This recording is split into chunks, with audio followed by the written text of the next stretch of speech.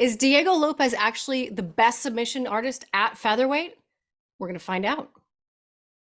What's up, everybody? LauraSanko here, as always, joined by Dean Thomas, chilling in Las Vegas in what looks to be a purple throne of some sort with his mic in his hand. It's like a And purple throne. My mic in my hand. My knuckles are a little ashy because I'm in Vegas. But listen, I'll be punching things too. So listen, we here to rock and roll, and I'm like a rock and roll guy right now, like Elvis. I love it. I love it. You look very cool and very comfortable despite the heat.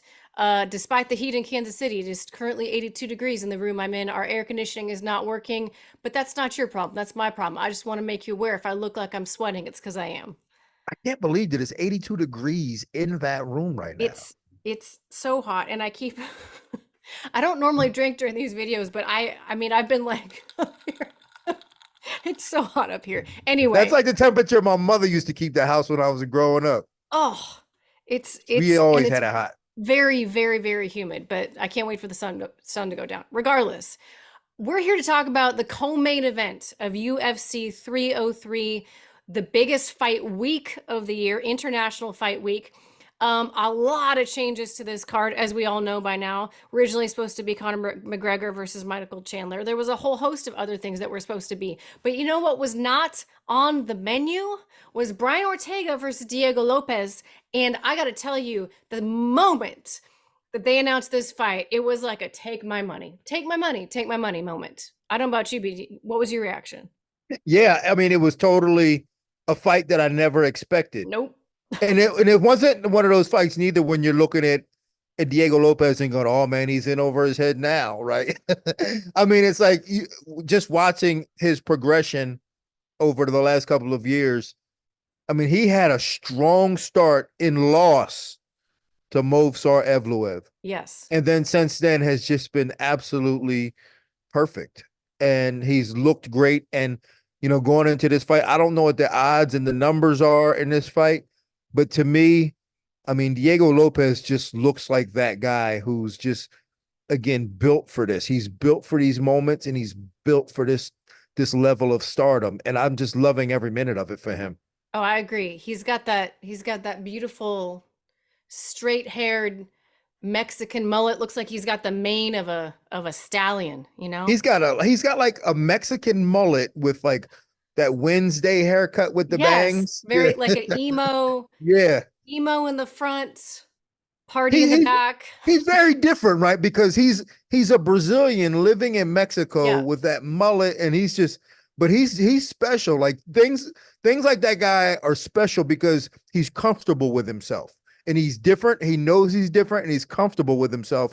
And when you have that level of ingredients and that level of that comfortability, you got something extremely dangerous. That's a dangerous weapon right there. 100%, 100%. And well, like you said off the top, the evolution is amazing. And it's only been barely over a year that we have had him in the UFC. He fought Movsar Evloev very short notice in May of 2023.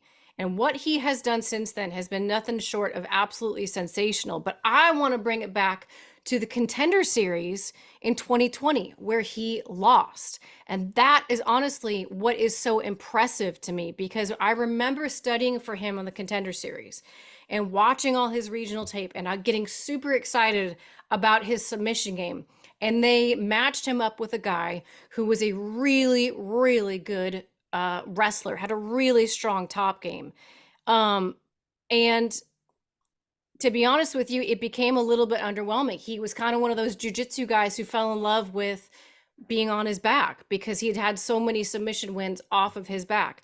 He just didn't have the wherewithal to get out and get up and know when he needed to, abandon being off, working off of his back. Fast forward a couple fights, goes back to the regional scene, continues to look sensational.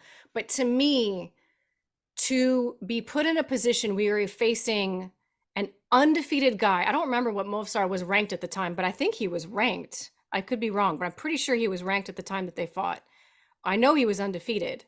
To go out there and take on this guy, a tremendous grappler, and to give him hell. I mean, hell on wheels. That fight was so much fun. And the reason it was fun was because were blown away by what Diego Lopes brought to the table in the grappling department.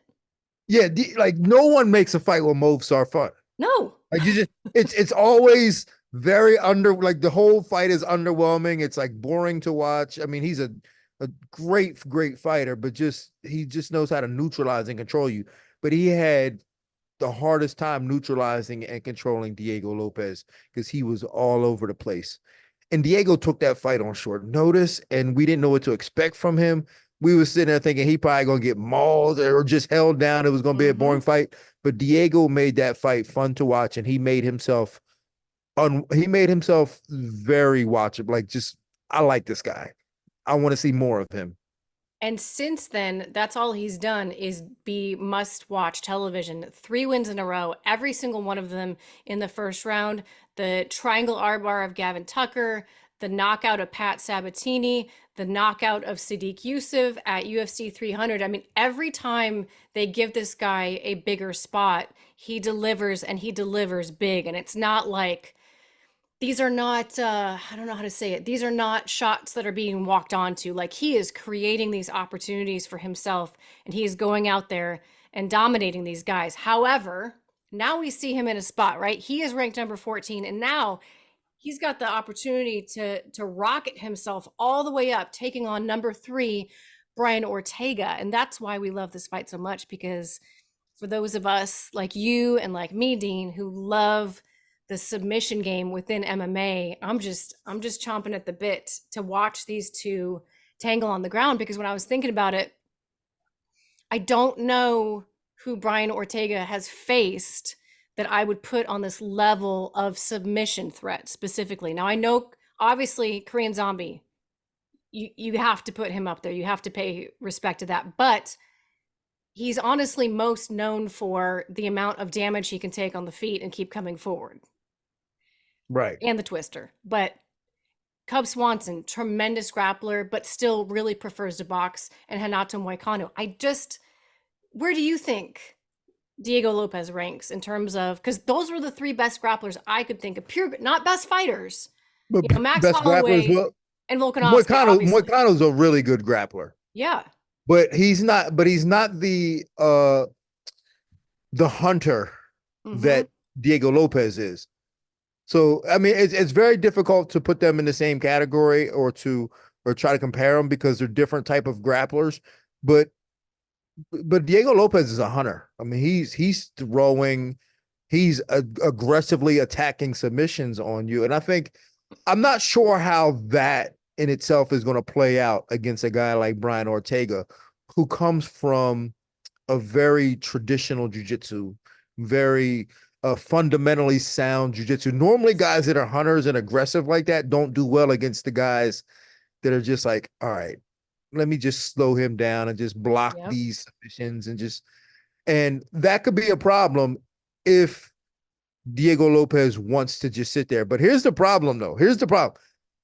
I don't think Brian Ortega has the wrestling even to put Diego Lopes on his back.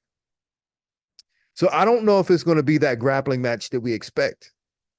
I can't imagine it being, I think there could be some grappling exchanges because maybe Diego Lopes is like jumping for something, or Brian Ortega jumps for something and sweeps him, or situations like that.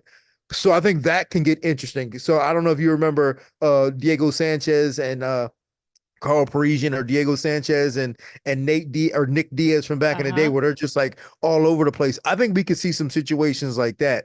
But as long as it's fast and it's moving, I think it favors Diego Lopes. 100%. The moment it slows down and they start going move for move, then it's going to favor Brian Ortega.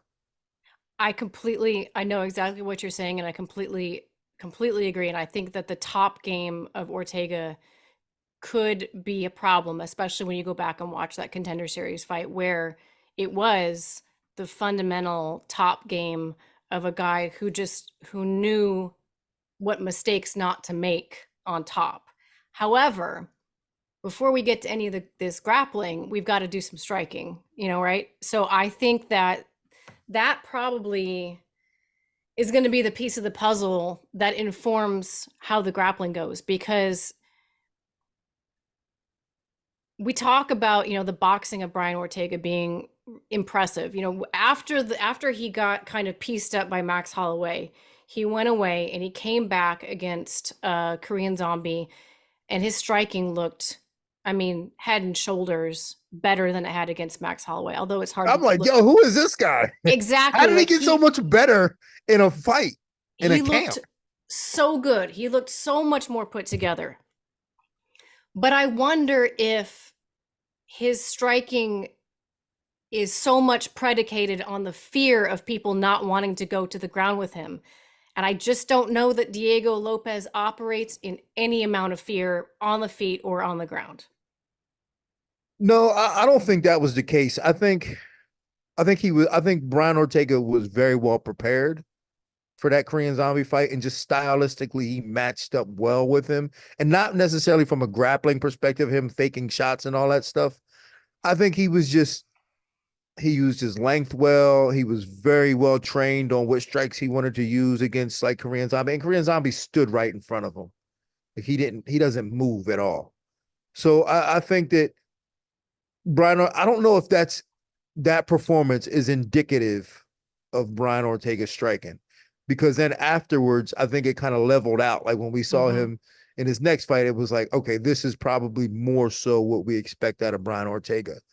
Not as good as he was against Korean Zombie, because that was just an overachievement, but it's not as bad as like we thought the typical jiu-jitsu guy was going to be. Like Brian Ortega, he got popped. Like he's long and he hits hard. He's got a great jab. But I do think he overachieved in that Korean Zombie fight, because he hasn't looked that good. He never looked that good before, and didn't look and hasn't looked that good since. But with that being said, I don't think that Diego Lopes is the greatest striker neither. He's a bit wild, and he hits hard, but he's a bit wild. So this could be an interesting fight on the feet between the two. That's kind of what I'm getting at. Is I'm trying to envision. I think Brian is maybe a little bit more tactical on the feet, but I don't know that he is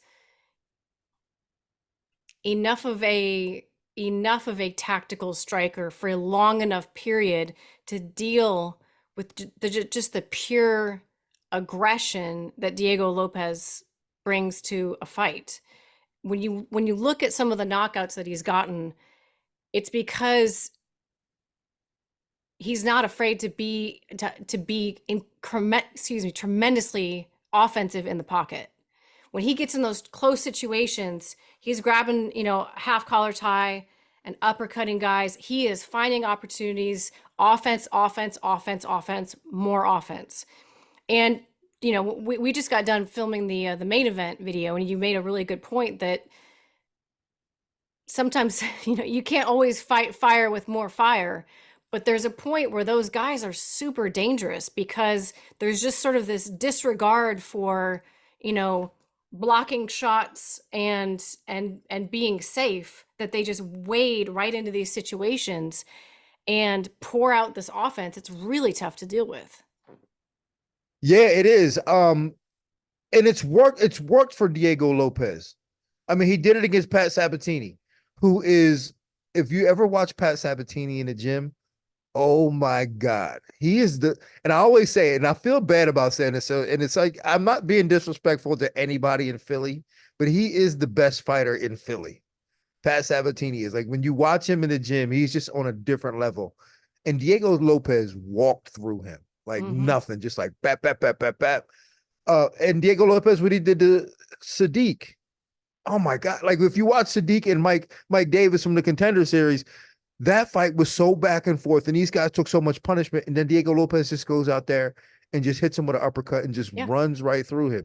Like, Diego Lopes is doing something different. And I think it's because he just has, like you said, he just has a disregard for the outcome. Like, he just wants what he wants, stubbornly wants what he wants in the moment, right then and there, and just takes it. Yeah. And considering this is a short notice fight, I think that's going to be the difference in the fight. When I look at Brian Ortega and look at his performances, he fights better when he has a camp and he's Mm-hmm. prepared and he's trained. And this fight being short notice, I just don't think that he's going to have that level of preparation, and he's not going to have that level of confidence going into this fight because I don't think he's going to be fully prepared, or he's going to feel like he's fully prepared. And I think Diego Lopes is just like a dog, a hungry dog sitting on the porch waiting for this opportunity.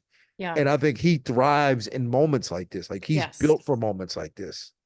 Yeah, he seems like a guy. There are people who you can tell struggle with self-doubt and the need to be perfect, and when they mess up, they're super hard on themselves, and it can become this negative spiral, not just within a fight, but within their career. I mean, you can kind of point to those people, and you see Diego Lopes, and he's just excited to go beat some people up, like he just has this joyful energy about him. And I think, like you say, it's because there's not some attachment to like, oh no, I have to win this, I have to be the best, I have to be perfect, or whatever the case may be. When you can detach yourself from the outcome and just enjoy the process and the joy of fighting, the joy of expressing your art, whether it's the striking or the jiu-jitsu or whatever in between, man, there's a freedom in that certain fighters find, and then they become incredibly dangerous in the midst of it. And I think on the other side, Brian Ortega can be a little bit more of a guy who needs to focus his mind and needs to prepare and needs to think about the strategies of what he's going to implement against this specific opponent. He's a dog and he's got a chin. I'm not questioning that whatsoever. But I do think he thrives when he's got a little bit more, like you said, he's got a little bit more time to think about things. He did an interview with I feel bad I'm not going to remember who it was with now. So sorry, I'm not giving you credit, but he did a really interesting interview the other day, and basically said that he was slated to have a fight at the Sphere at 155. And they came to him and offered him Diego. And these are his words, not mine. The only reason that he took it is because he wants to give $100,000 to his church. Was that So, again with Mike Bone? yes, thank you. Yeah, Mike Bone. Yes, with Mike Mike Bond, Bond. Mike Bone. Yeah. Yes, Yeah. with Mike Bond. And if, I don't know, I don't question the It's not a good desire. sign. Well, yeah, I don't question the desire to give money to a church that changed your life. That's not where I'm coming from at all. But when you say it's the only reason I'm taking it, and I had my mind on a different weight class and a different path forward, that's the part where you're like, ooh.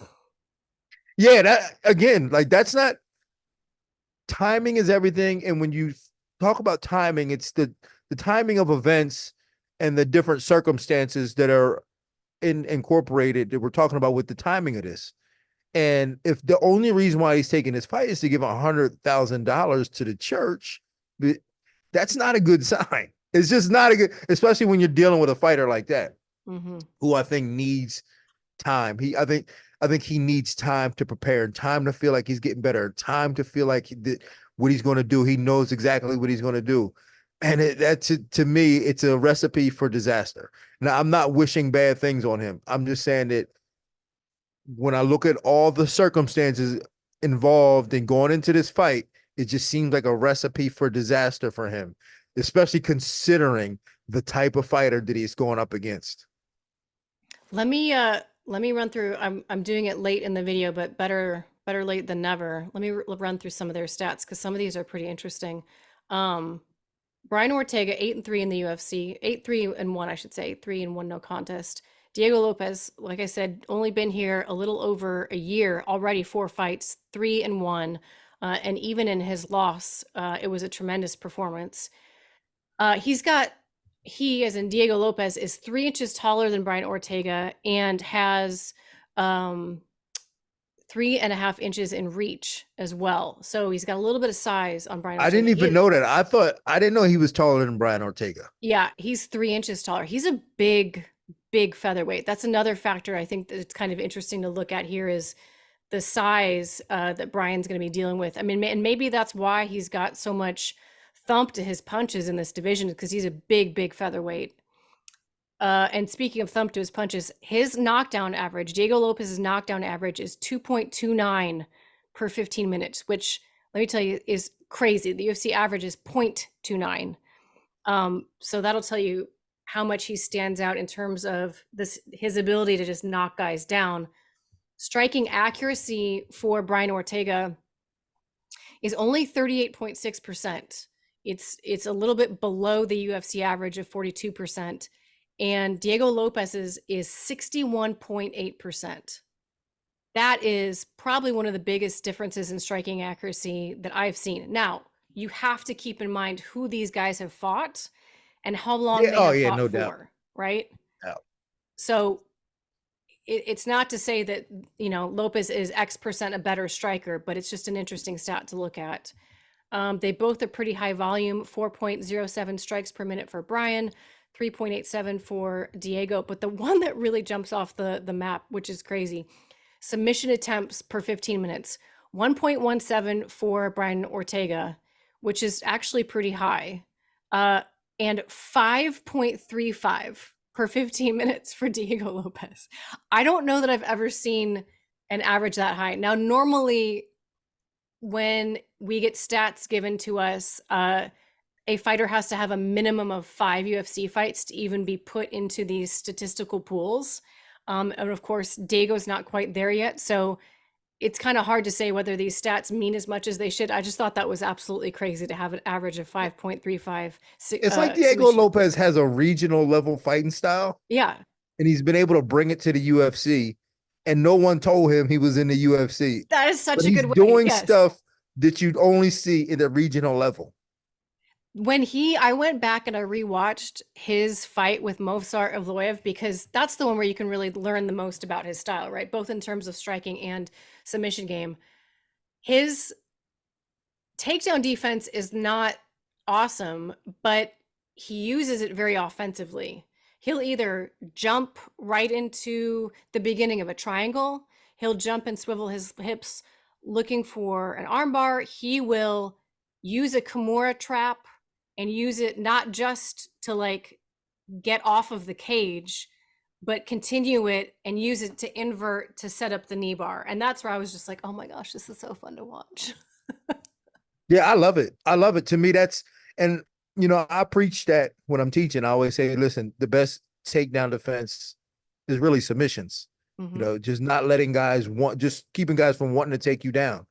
They don't want to, if they're afraid to get submitted, they're not going to want to take you down.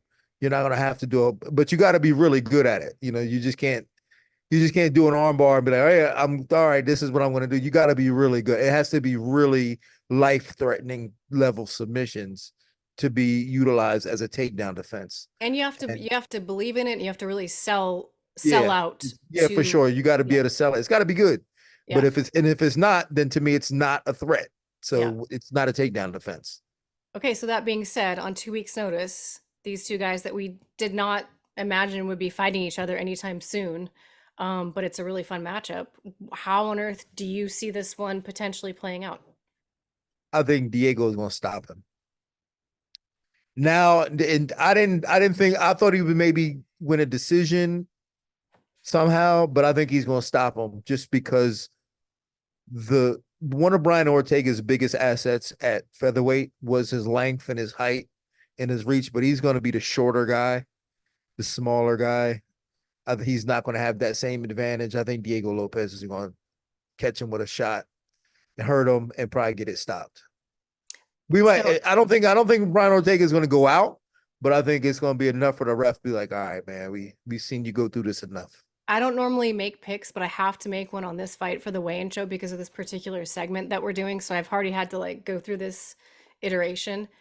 I'm not saying that this is the most likely scenario, but this is a scenario that I believe in. I'll just leave it at that I believe in. I believe that Diego Lopez will go out there early, put the pressure on, and I believe that he will have the ability to tag Brian Ortega, rock him enough to get him down, and then submit him because of how much he rocked him on the feet. That's how I see this potentially. Put him to sleep, so dangerous. What'd you say? Think he'll put him to sleep, or you think Ortega will tap? I think he'll put him to sleep. I don't think Brian Ortega is going to tap. Now, maybe if it's a joint lock, we don't need to do surgery. So, Yeah. yeah. Yeah. I just short notice fight doesn't favor Ortega. And then when you go, yeah, the only reason I'm doing this because I'm giving 100,000 to my church. It's like, and that's not the reason to say, I don't know. Only time will tell. That's why they fight, right? That's why we do this. Yep. Only time will tell. But to me, it's not what I want to hear prior to a fight. Yeah. No, I agree with you. I agree with you. But on the flip side, it is a massive jump in rankings and in level of competition for Diego Lopes, because we can talk about all these amazing things he's been doing, but it has not been to the number 3 ranked featherweight. And that's the big question mark for me, is can that, like you said, the way you worded it was so perfectly, can that sort of like regional recklessness translate? It's translated so far to outside the top 15 and to the beginning of the top 15. Can it translate to the top 5 of this division? That is the real question. That's why I can't wait till Saturday. That's know. why I have to watch. To answer these questions. That's why every week it's always exciting, because you just don't know. Yeah. Again, I'm a numbers guy, and we don't get enough numbers to really be able to feel good about a prediction. Yeah. We don't get enough numbers to know. The sample size is so small. So I'm just like, I'm going to stick to this, but I still don't know. But Well, I'm I going to never stick feel to good it. about any prediction. Yeah. There's never been a prediction where I was like, no, this is how it's going to happen, because MMA is a sport that is played on a razor's edge. I don't care who is fighting whom. It is a sport where literally anyone can win at any given moment, and that is why we love it so much.